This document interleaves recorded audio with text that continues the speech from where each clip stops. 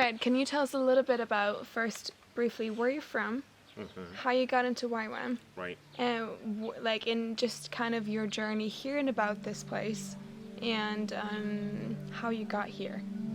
Fantastic. Yeah. So my name's Frederick Otieno Onoka. Originally from Kenya. That's where I was born and raised. And I got into Ywam in 2004. So I've been in Ywam about 17 years. And I started with Ywam Kenya. And part of me joining Ywam, I'd read a book by Rudy Luck called Breakthrough. And it's a book that was given as a gift by a family from the UK. And I was just impressed at the things that Ywam were doing, because I knew I had a big heart for families, especially young people, and just wanting them to know more about God and who He is, what are they destined for. And as a young person at that time, that is what drove me into Ywam and got engaged with Ywam Kenya. Now, my journey into Rwanda starts way back in 2005. That's when I visited Rwanda for the first time, and I just fell in love with the country. And so for 7 years, I came back and forth, either on short-term mission trips or just visiting friends. And there's one thing that stood out for me one day in one of my trips, and we had identified a place where there were young girls who were forced into prostitution. And at the time, I clearly had the Lord speak to me and said, Fred, if you don't go, then who will? And that's how I found myself in Rwanda, and began working with these families who had faced all sorts of injustice issues. And the bottom line is just wanting them to grow into their full potential and get to know what life holds for them. And that is the beauty of getting to know who Christ is. Yes. That's so good. Yeah. So you moved here in 2005? No, I moved here in 2012 to stay in Rwanda.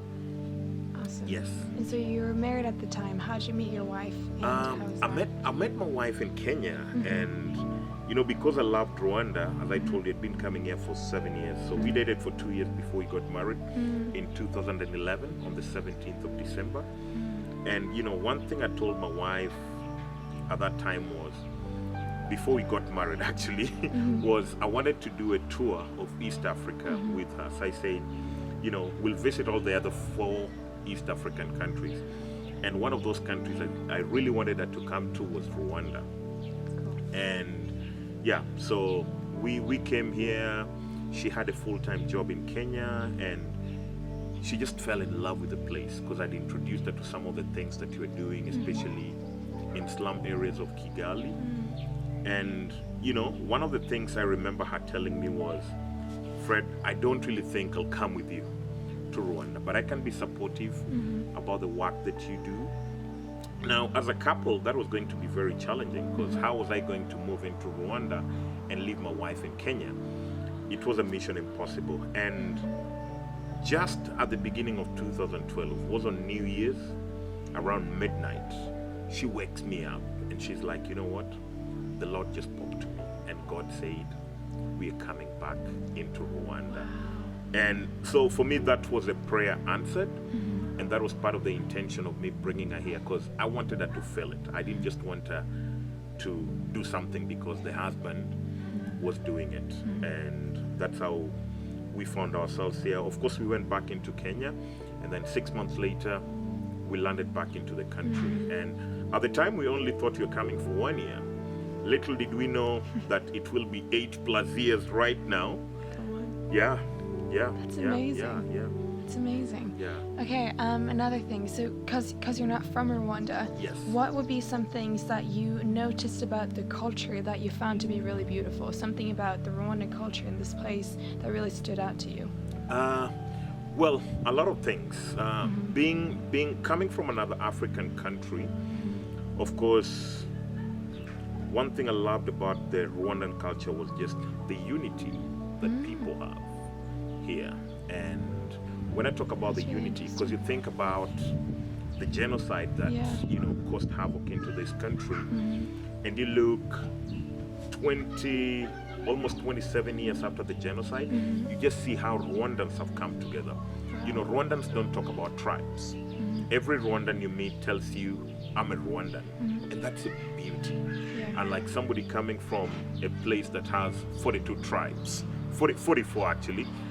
Yeah, so that's something that stood out for me, and people are also welcoming here. You find it's also a country that's open to the gospel, and people always ready to learn something from a different culture. So those are some of the unique things that I've learned about Rwandan culture. Oh, that's Yeah. really beautiful. Okay, can you tell us, because you have a very unique role, because Yep. you're with Ywam here, but Yes. you're live-off base. Can you tell us a little bit about what is your role, and how is that for you and your family in this Great. particular Yeah, place? so currently what I basically do, there's a role that I have, but there's also a ministry that the Lord has laid into my heart. I serve here with Mercy Ministry. And a lot of the people that we work with are people, infected with HIV/AIDS, ex-prostitutes, and then we also work with kids who live in extreme poverty, who have all sorts of different disabilities. And the role that I play, to get back to your question, the role that I play at the base right now, I'm the base operations manager. So it means everyone who gets into the community has to pass through me. Now, it's either taking care of the hospitality, looking at the daily affairs of Ywam, and it's unique to be in this role because it's not just a role, but we want that everybody who gets into this community to experience Christ's love. Like, how do we receive them? What do we talk to them about? So that is something that makes it so beautiful for me, because I'm a people's person, living outside and just coming into this community. I always want to see a smile on people's face.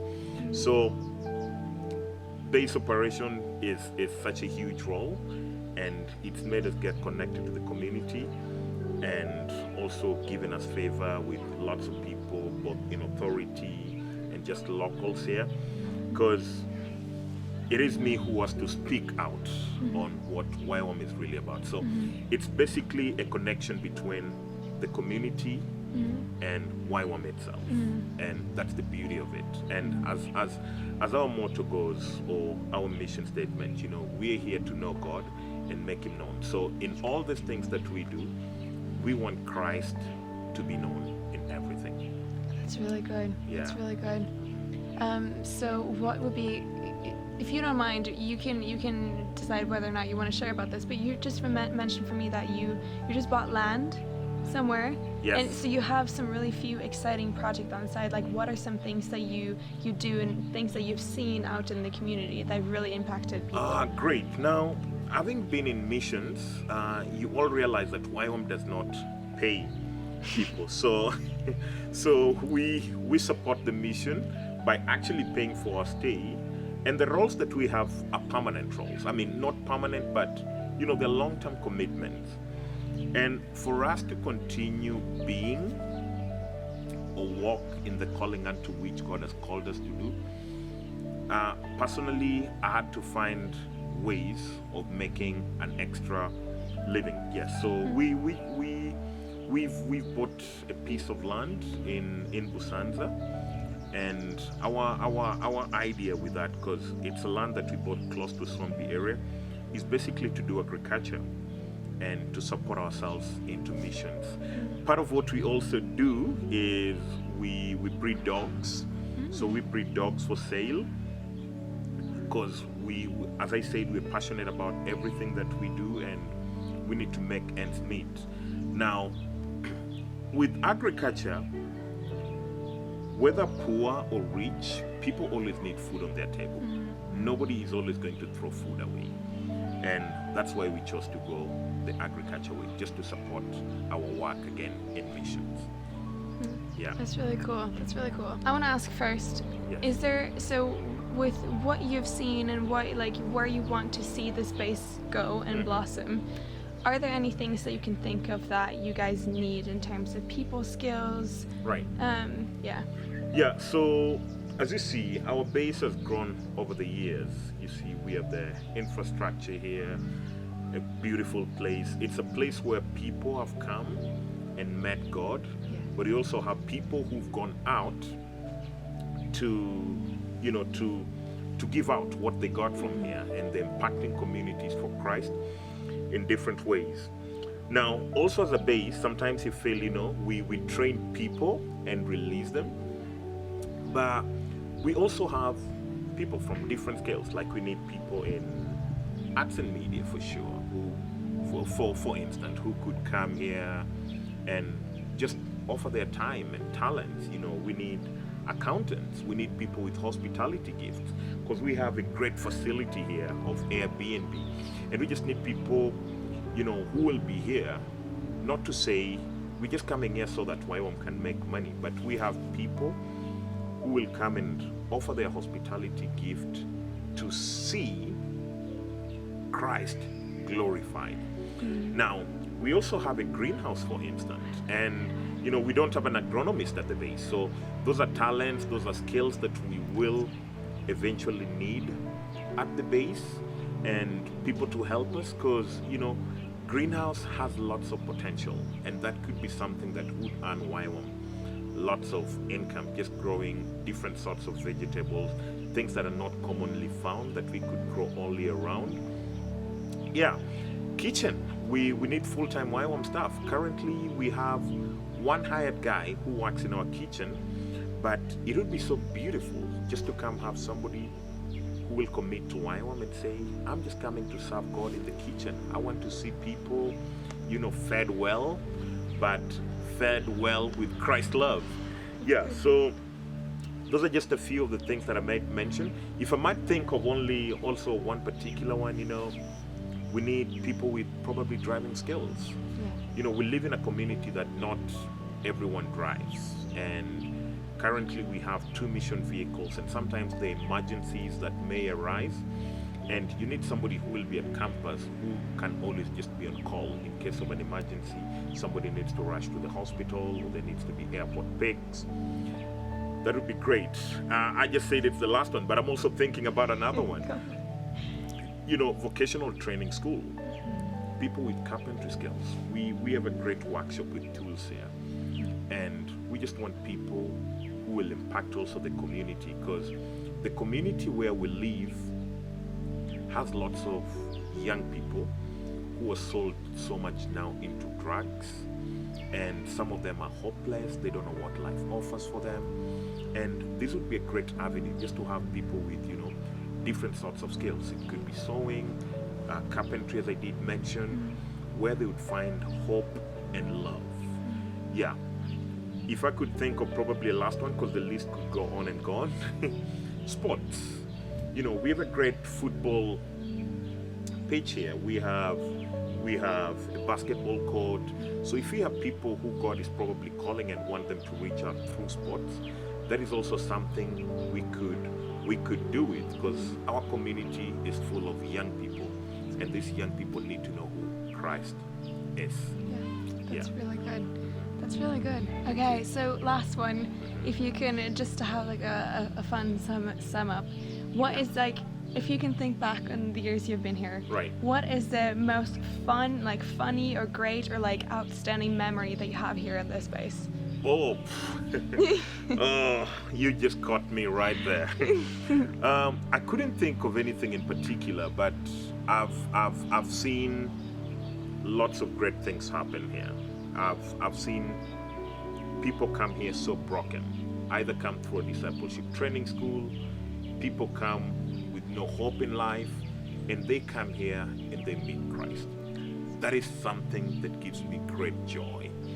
Now, for instance, some of the families we reach out to, it was just an idea that came through our head of Mercy Ministry, and she said, as I go into the community, there's something I see. There are lots of kids who are living with disabilities, but they're not exposed to the world. if people here live with disabilities or kids, a lot of them are hidden in homes. But she's like, you know, these are beautiful kids. They're wonderfully created in God's image. Why would you lock them in the house? And for me, just to see a beauty of a kid's smile, these kids getting an opportunity to go through school, seeing them get wheelchairs and given food into the community, those are things that give me greater joy. Huh. Yeah. That's amazing. Yeah. Thank you. Yeah. That's Thank awesome. Okay, perfect. Thank you. I think that's it. you. Thank you. That's a wrap up. Yeah. Really Perfect. appreciate it. Thanks for your time. Thank you for your time. That was amazing. Thank you. So fun. Yeah. Okay. Thank you. Got it. You just